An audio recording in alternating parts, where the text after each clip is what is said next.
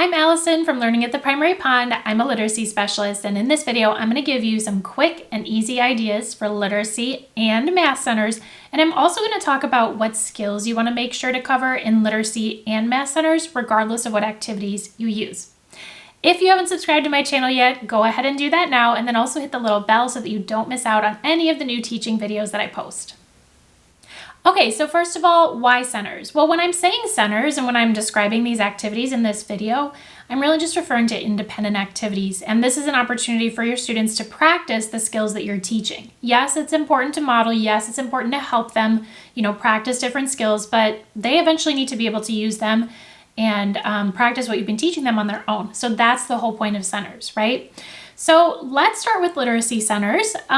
There's a lot that you can include, right? So many different ideas, so many even different skills sometimes, and it can feel a little overwhelming. So I would love to hear from you in the comments. Is there something about literacy centers or like some activity that you always use or something you always do for literacy centers that's like a must-have?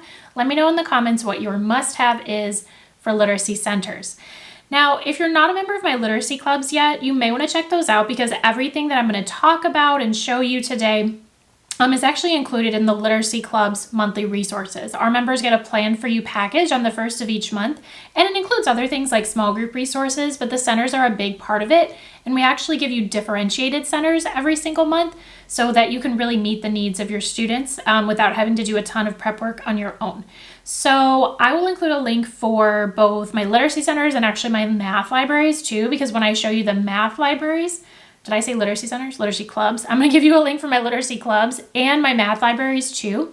I have math libraries that are just like you can go in and access tons of math resources for kindergarten, first grade, or second grade of lots of different skills that are great for centers or independent practice. So I'll make sure to leave both links in the comments. And of course, let me know if you have any questions. But on to literacy centers, right? So when we're thinking about our literacy centers, our mind might go to like, oh, I want to do like this kind of game, or like we'll do making words over here. But before you think about that, I want you to think about the most important thing. And the most important thing is that your literacy centers are focusing on the skills that you're teaching, and they're structured around the big five. The big five are phonemic or phonological awareness, phonics, fluency, comprehension, and vocabulary. Those are the skills that the research says we got to be teaching our students. And so if we're teaching our students those skills, then that's what they need to be practicing in centers. So we have to think skills first, not just like, oh, which activity we want to do, right? So as we're planning centers, that needs to happen first in our brains. How are we going to address all these skills?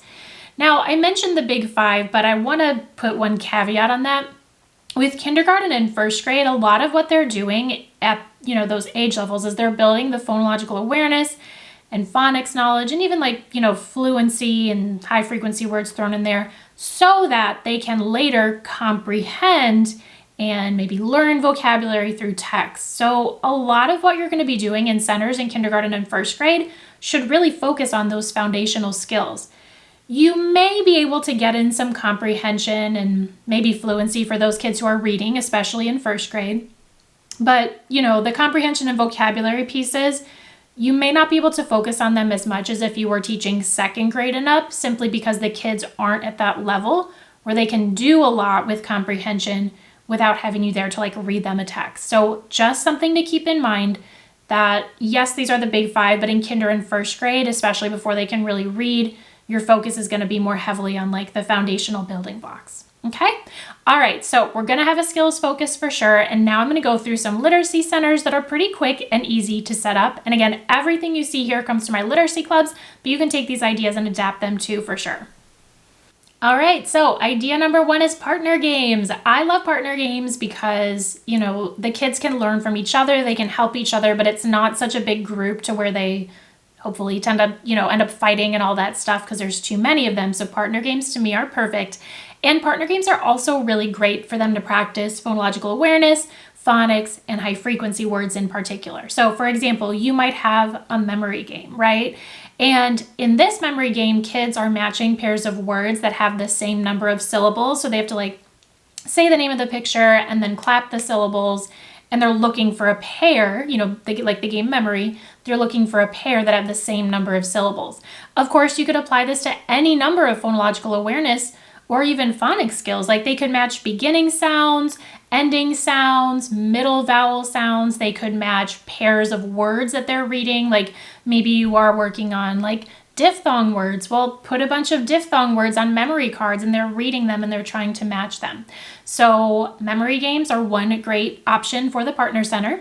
Another option is a catch the frog game like this, and you can, do adaptations of this, but basically kids are rolling a die, and then at the top it will tell them like, okay, based upon what you rolled, you're looking for a word that has like this short vowel or that short vowel.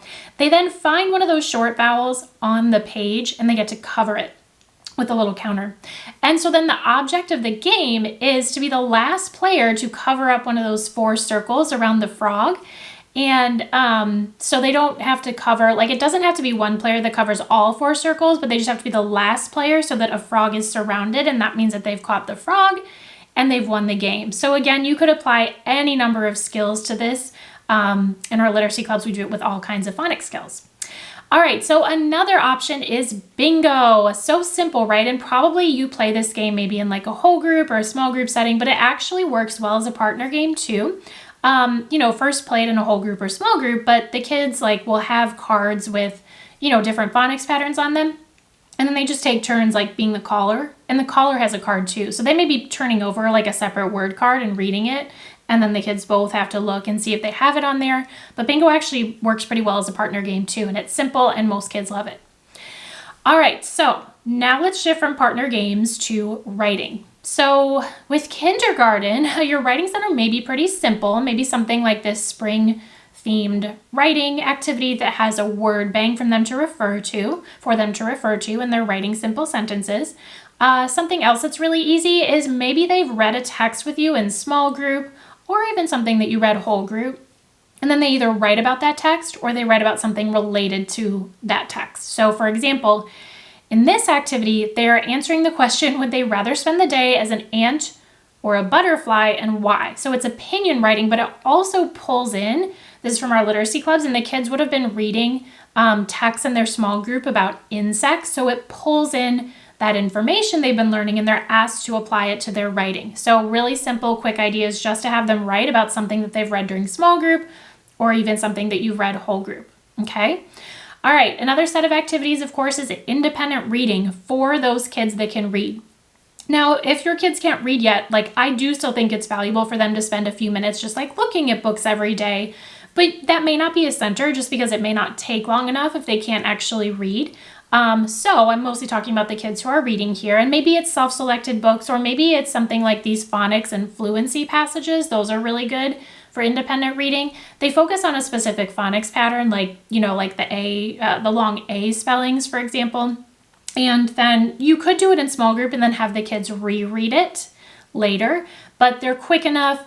The kids can get through them. They can maybe like highlight or circle words with the long A sound. And then with our literacy club materials, they actually get like question sets that go along with them. So those quick phonics and fluency passages, or having them like reread any decodable text, it could be something you read already in small group. So that makes it quick and easy. Just have them read it again. And maybe this time they write about it too.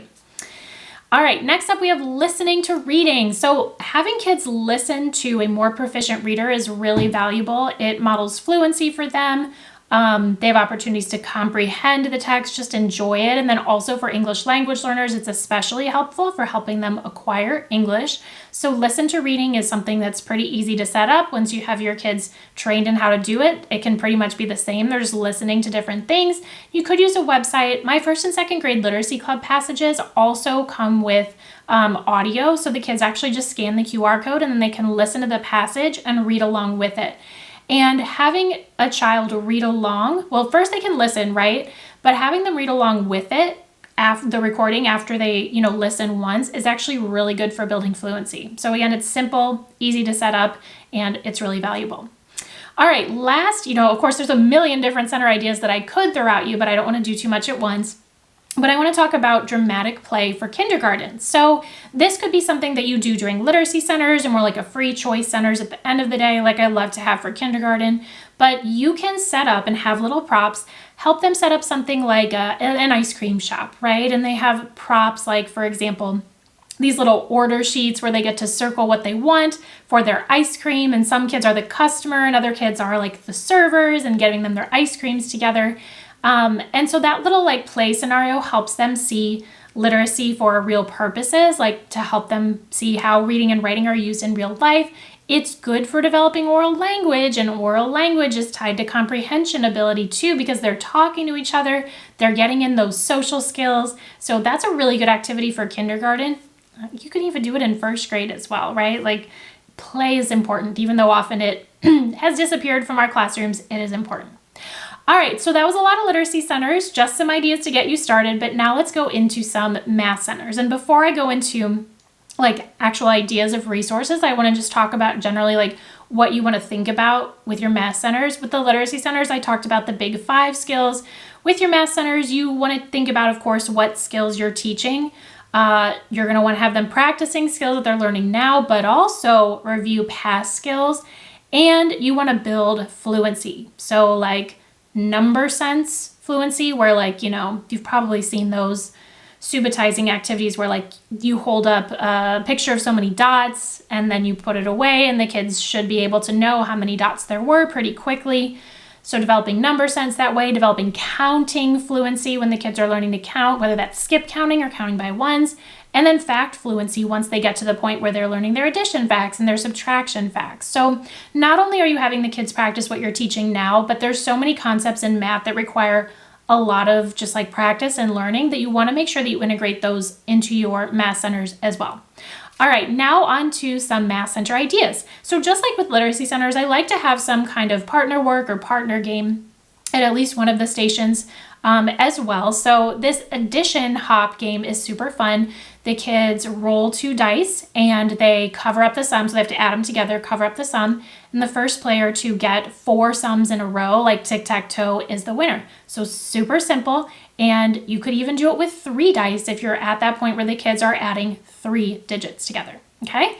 Another option is something like Top It. This place value topic game is so fun because it's got 3-digit numbers on there. It's like the game of War where the kids each turn over a card at the same time. But with this place value topic game, the kids are actually asked to look at the underlying digit. So if it's like the 3 in the number 437, that 3 is actually worth 30. But if a child, maybe pulls over another card, maybe they have a 3 and a 2, but their 3 is underlined at the end of the number. So it's like 133. Their 3 is not worth as much as the other 3. So 3 number 1 that represents 30 wins. Hopefully that makes sense. That's a super easy, fun game to play. It doesn't even have to be with 3-digit numbers. You could do it with 2-digit numbers or even higher 4-digit numbers, etc. Okay. So those are just some quick ideas for the partner center. Again, those are both from my math library. And now let's talk about like some ideas for building fluency, right? Like the number fluency, number sense, counting, facts, stuff like that. That's stuff that we want to keep practicing. So here are some puzzles, and puzzles are great because they're really self-explanatory, right? So the kindergartners are matching numbers to counting fingers in these puzzles. And then here is a fact fluency game where they write their equations on the recording sheet. They're like moving around the little game board.